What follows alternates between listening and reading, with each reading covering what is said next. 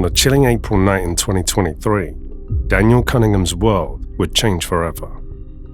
The devoted father from Blackpool found himself at the mercy of armed intruders in his own home. That night's events ignited a chain of violence and revenge so calculated and brutal that it would shock the nation. And keep in mind, this is not the John Wick movie. This was the real story of Daniel Cunningham. But how did a routine robbery turn into one of the most vicious crimes the town had ever seen? Let's take a look.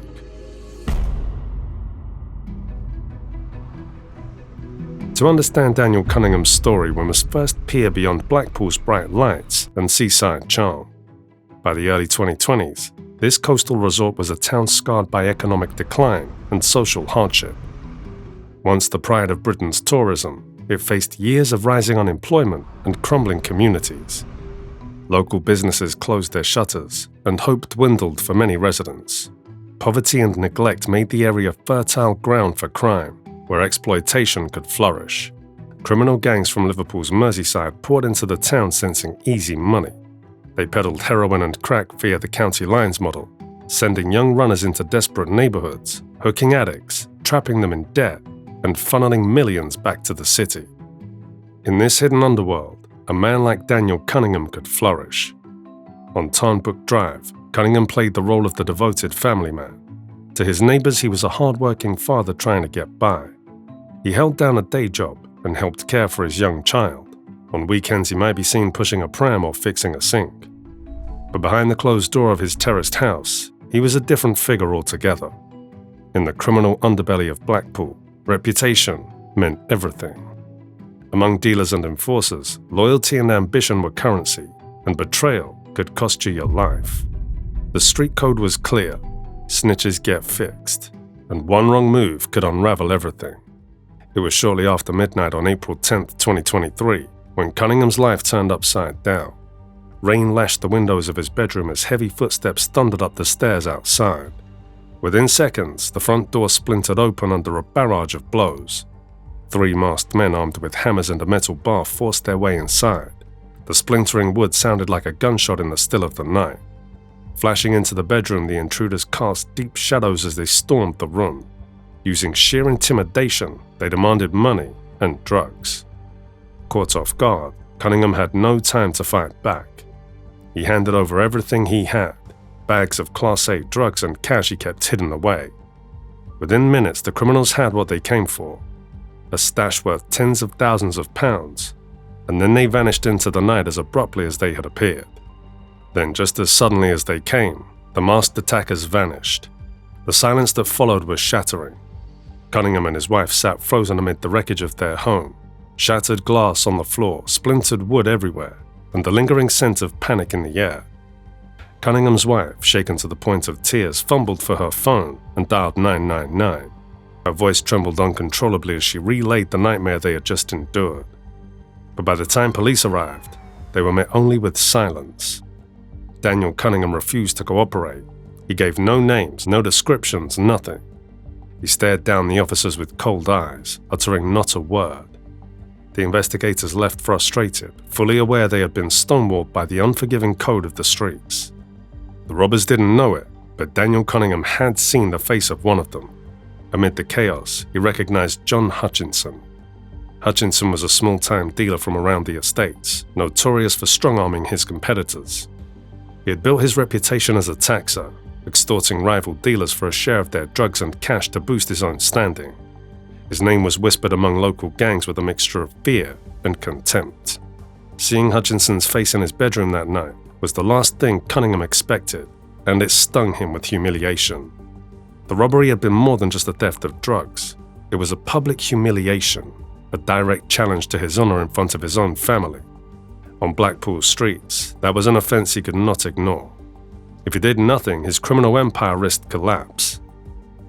Anger surged through Cunningham as the officers departed into the cold night, leaving him alone with an empty living room and unanswered questions.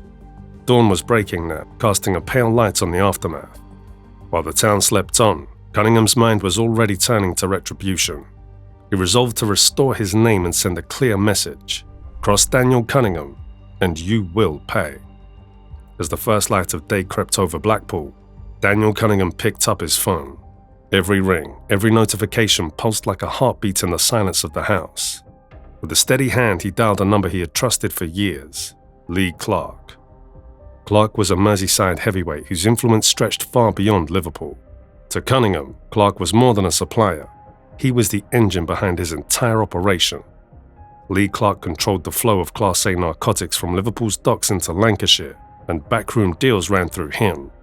Everyone in the underworld knew Clark by reputation, for his ruthlessness as well as his business savvy. On the call, Cunningham laid out the facts without hesitation. He explained that John Hutchinson and his accomplices had just stolen drugs and cash from his home, and that he had recognized Hutchinson's face. "The bastard's been robbing dealers to make a name," Cunningham said calmly over the phone. This time, he hit the wrong house. His tone was even, but the message was clear. Hutchinson had made a fatal mistake. Greed might have driven Hutchinson to play a reckless game, but Cunningham saw it as the ultimate miscalculation. In the brutal arithmetic of the streets, predator could turn prey overnight. Cunningham's words were steady but urgent as he pushed for swift retribution. The plan was set. Hutchinson would pay for his humiliation, and Blackpool's criminal scene would take note. Within the hour, Cunningham had mobilized his resources. He offered payment and pulled in favors. For a fee of a few £100s, he enlisted Darren McCabe, a familiar face on Blackpool's rough estates, known locally as a desperate addict with nowhere else to turn. McCabe's gaunt frame and hollow eyes spoke of years chasing the next fix, and he had nothing to lose. Yet beneath his exhausted exterior burned instincts honed on the street. He knew every alley and drug dealer in Blackpool. In that world, such knowledge was a form of currency. Cunningham trusted McCabe to track down Hutchinson and locate the stolen goods. Meanwhile, in Liverpool, Lee Clark put the rest of the plan into motion. He picked up his phone and called an associate for muscle, David Bond. At 34, Bond had earned a fearsome reputation across Merseyside as an enforcer and hitman. His body bore scars and tattoos from a lifetime of street violence. In Liverpool's dockside world, Bond was as feared as any gangster. Clark needed someone with willingness to carry out brutality without hesitation, and Bond fit the bill. By mid-morning, an alliance was clear. Cunningham wanted his drugs back and his reputation restored. Clark wanted to protect his supply line and loyalty. Bond was eager to reaffirm his own status through action. Together, bound by unspoken vows of loyalty and vengeance, they formed a deadly team. The final piece fell into place on the afternoon of April 10th. Hutchinson was still on the run, desperate and cornered. Darren McCabe, working by Cunningham's orders, had located Hutchinson's safe house, a small flat on Scorton Avenue off Aberdeen Road.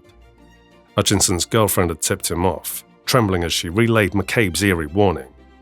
Armed with that address, Cunningham and his allies prepared to strike. Late that afternoon, Lee Clark and David Bond jumped into a grey Ford Fiesta in Liverpool.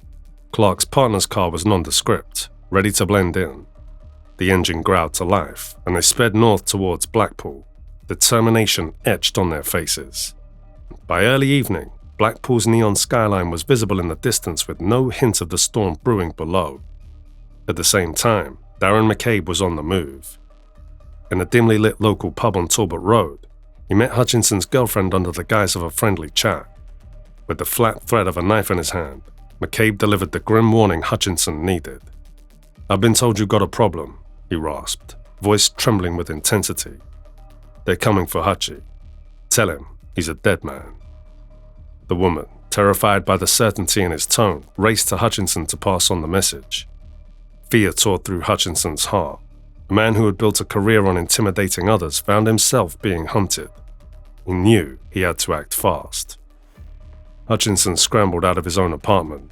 He grabbed a jacket and any weapon within reach, then fled across town to a friend's flat on Scorton Avenue, hoping to lie low. Inside that small flat, Hutchinson tried to shake his nerves. He stripped away any identifying tattoos and changed clothes, trying to erase himself. But paranoia set in. Every creak of the radiator, every car passing outside made him flinch. He could hear distant sirens even before they arrived. He had crossed someone very dangerous. Back at Daniel Cunningham's home on Tarnbrook Drive, tension was thick. Word had come through. Hutchinson's hideout on Scorton Avenue was confirmed. Cunningham, Clark, and Bond waited in silence, tension mounting. They packed their weapons once more. The plan was simple now: break in, reclaim the stolen cash, and deliver a lesson that would never be forgotten. Every man knew his role. At 6 p.m., they stepped into the cool air of the early evening. The mood was grim, but focused. A neighbor on the street might have seen 3 men checking their phones and weapons, but would have thought little of it in the twilight. Surveillance footage captured the trio moving up the suburban street, shadows under the street lamps.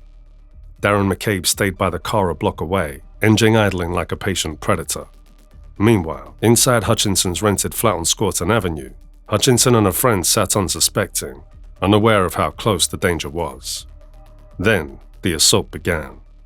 In one fluid, violent move, David Bond lunged at Hutchinson's front door. With a single bone-jarring swing of his hammer, he shattered the entire frame. Wood and glass exploded into the hallway, shards of glass scattering like shrapnel. The sound cracked through the quiet street like a gunshot. Inside, Hutchinson and his friend were jolted awake by the chaos. Confusion gave way to terror. Before Hutchinson could react, Bond surged through the broken doorway. He roared as he went in, closing the door to trap his victims inside. By his side, Clark and Cunningham entered the flat and immediately grabbed Hutchinson and his friend. No warnings were given, no mercy asked. Bond seized Hutchinson by the neck and slammed him to the ground. In the confined space, there was nowhere to run. What followed was pure brutality. Bond's hammer came down on Hutchinson again and again. Each blow landed with dull thuds that echoed off the walls. Hutchinson's cries for mercy were lost beneath the violence. Clark and Cunningham joined the assault. Clark wrestled Hutchinson's friend to the floor, pinning him down and swinging a metal pole to keep him back. Cunningham raised a wooden beam and struck at Hutchinson's legs, trying to immobilize him. The attackers moved together in a frantic frenzy of rage. Hutchinson's body was pummeled from all sides. Blood began to pool on the carpet beneath him, warm and spreading. In the midst of the chaos, Hutchinson gave up. Gasping and barely conscious, he mustered words between desperate breaths. He told them where the stolen drugs and cash were hidden. Within moments, Cunningham and Bond located the stash, bags containing thousands of pounds worth of heroin and wads of cash. With the goods reclaimed, Bond's hammer delivered one final savage blow to Hutchinson's head. Hutchinson slumped, broken. His friend was knocked unconscious on the sofa, spared only because he was too busy defending his friend to fight back. The flat was left in ruins. The door was smashed, glass and furniture lay overturned, and the victims were bloodied and traumatized on the ground. Daniel Cunningham's mission was over. The drugs were back under his control, and his message had been delivered in the most violent of ways. Under the flickering street lamps outside, Cunningham and his allies paused to catch their breath. In those tense moments, a grim satisfaction passed between them. Justice, of a sort, had been served. Then, without a word, they fled. Darren McCabe started the engine of the waiting Ford Fiesta. The trio piled in, and the car roared away into the night before any siren could be heard. However, violence this brazen could not remain a secret. 2 houses down, a startled neighbor heard the crash of breaking glass and muffled screams through the wall. Heart pounding, she had looked out of her window. In the dim light, she saw men rushing from one house to a car. Fear gripped her, and her hands trembled as she dialed 999. "Please, someone's been attacked," she gasped to the operator. She could barely form words through the shock. Within minutes, Blackpool police cars and an ambulance arrived at the scene on Scorton Avenue.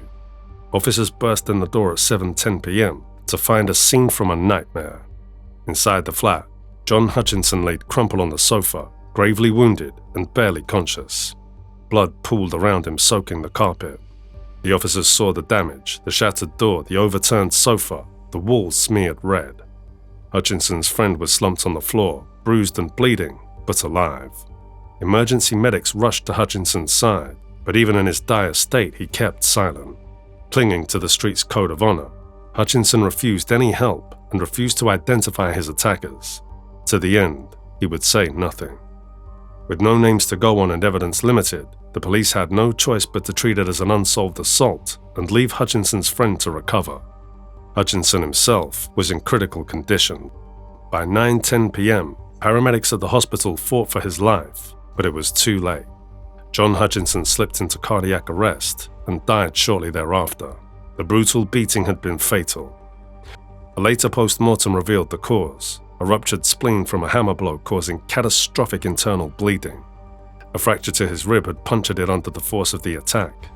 The very instrument of his beating had crushed him from the inside. With Hutchinson's death confirmed, the case transformed instantly from assault to murder. At Blackpool Police Headquarters, detectives began connecting the dots. What had started as a home robbery was now a homicide investigation. Who else had been involved? Was this truly vengeance in action? Investigators collected every scrap of evidence, CCTV footage from surrounding streets and businesses, witness statements, including that frantic 999 call, and forensic traces from the flat. They reconstructed the timeline, the early morning robbery of Cunningham's home, the frantic search, and finally the evening attack on Hutchinson. One clue emerged that would prove crucial. In the days before the attack, Hutchinson had called in a strange threat to his own girlfriend. Detectives realized Hutchinson had been warned he was in danger even as he fled his home.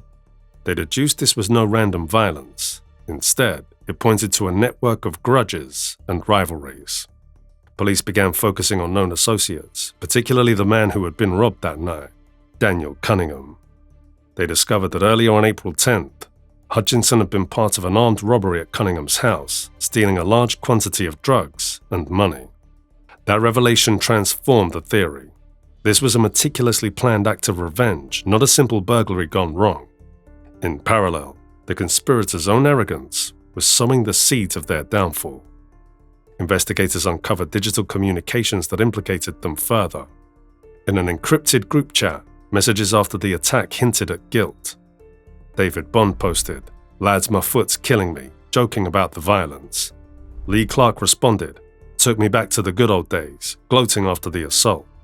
Cunningham chimed in, "Thanks, brother, for everything. You and the other fella did well." Their words dripped with the casual brutality of young thugs congratulating each other. But when news of Hutchinson's death broke, panic seeped in. Bond suddenly messaged, "What if I did it?" Fear creeping into his words. Clark tried to reassure him, "A hammer to the back ain't doing that, bro." In a cruel twist of irony, the pathologist's report would later confirm it was a hammer blow to the back that burst Hutchinson's spleen. The conspirators had sealed their own fate with their arrogance and panic. By midday on April 11, 2023, Lancashire Police and Merseyside Police had drawn their net. Acting on the amassed evidence, the CCTV, phone records, witness accounts, and those damning chat logs, they prepared simultaneous raids. The first target was Daniel Cunningham's own home on Tarnbrook Drive. At 1:15 p.m., officers in tactical gear burst into Cunningham's front yard. Cunningham answered the door mid-conversation on his phone with Lee Clark. The words died in his throat as officers announced a murder arrest. He was handcuffed and read his rights. In a flash, his comfortable life was gone. His wife watched in stunned silence as her partner was led away. The news of Cunningham's arrest spread quickly through Blackpool's criminal circles, and panic set off alarms in every Allied hideout. By the following afternoon, the rest of the suspects were caught. Police swarmed multiple addresses. David Bond was arrested at his mother's house in Crosby, Merseyside. Lee Clark was apprehended at his home in Prescott, Merseyside. Darren McCabe was detained in Blackpool. Within days, the ring was closed. The four men who had carried out one of Blackpool's most violent attacks were all in custody. Questions now hung in the air. Who would break first? Would the Underworld's code still hold up under pressure? In the cold, windowless interrogation rooms, the suspects faced the detectives. Daniel Cunningham, true to the code he had always lived by, said nothing. He answered questions with stony silence, hoping his silence would protect him. Lee Clark, with his arms folded, admitted that only he had entered the flat on Scorton Avenue, but he refused to provide details. He even avoided naming Hutchinson, referring to him only as the Baldy One, a deliberate attempt to muddy the victim's identity. Darren McCabe, perhaps racked by guilt or fear, pointed fingers at the others. He claimed he had only driven the car and had not been aware of Hutchinson's identity until the attack. Each man tried to shift blame or downplay his role, but their stories did not align. The digital trail combined with witness testimony, including Hutchinson's girlfriend's terror-stricken recount of McCabe's threat, was too strong. In late 2023, the case reached its climax at Preston Crown Court. The courtroom was tense as the four defendants stood trial for murder and manslaughter. The evidence was overwhelming. Harrowing CCTV clips of the hammer and pole assault, forensic analysis linking the injuries to those weapons, cell phone logs showing their coordinated movements, and the chilling group chat messages. Lee Clark and David Bond, the two who wielded the hammer and bar, were each convicted of murder. The brutality of their attack was clear, and the jury showed no leniency. On January 16, 2024, sentencing was passed. Clark was given life in prison with a minimum term of 27 years, plus an additional 9 years for drug offenses. Bond received life with at least 24 years, plus 6 months for drugs. Daniel Cunningham, the mastermind behind the plot, was convicted of manslaughter and drug offenses. The court found that while he had not delivered the fatal blows himself, he had orchestrated the events leading to Hutchinson's death. Cunningham was sentenced to 18 years for the killing, to run concurrently with 6 more years for drug offenses, plus an extra 2 years consecutively, effectively a 20-year sentence. Darren McCabe, the spotter and getaway driver, was also convicted of manslaughter and sentenced to 16 years. The combined sentences topped 85 years, a stark monument to the carnage of that night. Outside the court, Detective Chief Inspector Andy Fallows of Lancashire's police addressed the media. He expressed condolences to Hutchinson's family, acknowledging that no sentence could ever truly make up for their loss. These men carried out a savage attack that robbed the community of a life, Fallows said. He praised the police team for their relentless pursuit of justice and hoped that the lengthy sentences would bring some comfort to the victims' loved ones. At its heart, this was a story of revenge and ego, he reflected, warning that the police would continue to target the criminal networks that enable such violence. For the residents in Blackpool, the trial's outcome was a grim reminder of the violence hiding in the town's shadows. Word of the conviction spread quickly through local pubs, shops, and cafes. Many felt relief that justice was served. Others wondered if the cycle of violence had truly ended. On Tarnbrook Drive, life would never return to normal for Cunningham's family. The wife and child who once saw him as a father figure now faced the reality of the man they knew was behind bars. In another part of town, Hutchinson's relatives grieved a life taken too soon. However, crime is not exactly a new thing in Blackpool. The bright lights of the city have always cast long shadows. What began as a Victorian resort built on spectacle and escape also nurtured an economy that ebbs with the seasons, and when the tide goes out, the gaps are often filled by those who trade in risk. For years, police, social workers, and locals have talked about a persistent underbelly, transient populations, cheap accommodation, and deep deprivation creating conditions where crime can take root. In recent reporting, Blackpool has repeatedly featured among Lancashire's highest crime areas, particularly for damage, arson, and burglary, figures that reinforce what many residents already feel on the streets. The town's most searing brush with organized criminal violence came in August 1971, when a gang of armed robbers fleeing a jeweler's raid shot and killed Superintendent Jerry Richardson. He died after confronting the gunman at point-blank range, a moment that shook the resort and is still memorialized by police and community groups today. In the years since, the funeral crowds, the George Cross Award, and the Youth Trust in his name have become part of Blackpool's civic memory, a reminder that glamour and danger have long coexisted here. Over recent decades, the texture of the underworld has changed. Traditional blaggers gave way to drug markets powered by heroin, crack, and more recently, cocaine circulating through county lines networks. These are phone line-driven supply chains that push urban gang product into coastal towns like Blackpool, often using violence and exploiting children or vulnerable adults as runners. Homes can be cuckooed, taken over and used as dealing bases, another form of exploitation that blurs the line between victim and offender and leaves neighborhoods feeling besieged. The pattern isn't abstract. Police and local reporters chronicle regular operations aimed at choking off these lines. In October 2025, for example, a 2-day crackdown across Blackpool led to multiple arrests and the seizure of heroin, crack cocaine, and weapons, with officers highlighting the safeguarding of exploited young people alongside enforcement. A few weeks earlier, Lancashire Police detailed how a Blackpool area drugs line had been orchestrated between 2023 and 2024, ultimately leading to sentences totaling more than a century for members of the conspiracy. These cases illustrate both the scale and adaptability of the trade, and the degree to which coastal resorts can be treated like markets to be captured. Blackpool's response has mixed hard edges with support. The town is part of the Home Office's Project Adder initiative, which pairs disruption and arrests with treatment and recovery services for those trapped in addiction.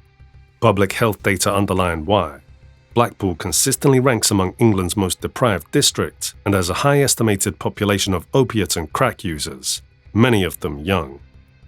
In this environment, the Underworld is less a cinematic cartel than a web of exploitation, debt, and relapse, interrupted by raids and court dates, but resilient enough to endure season after season. For families like those on Tarnbrook Drive, that history is not academic. It is the backdrop to a grieving town that knows how quickly a holiday facade can splinter, and how long communities must work to make sure the next generation sees Blackpool's promenade as a place to walk, not a territory to fight over. In the end, the story of Daniel Cunningham's bloody rise and revenge is a lesson in the ruthless calculus of the criminal underworld. What began as a home invasion spiraled into a relentless quest for vengeance. Ego, reputation, and fear fueled 4 men to carry out an attack beyond imagination, only to seal their own fates. 1 man is dead, and 4 others will spend decades behind bars. The night's violence left a mark on Blackpool that cannot be erased. Blackpool's name is forever linked to this dark chapter in history, and the price of crossing Daniel Cunningham was paid in full.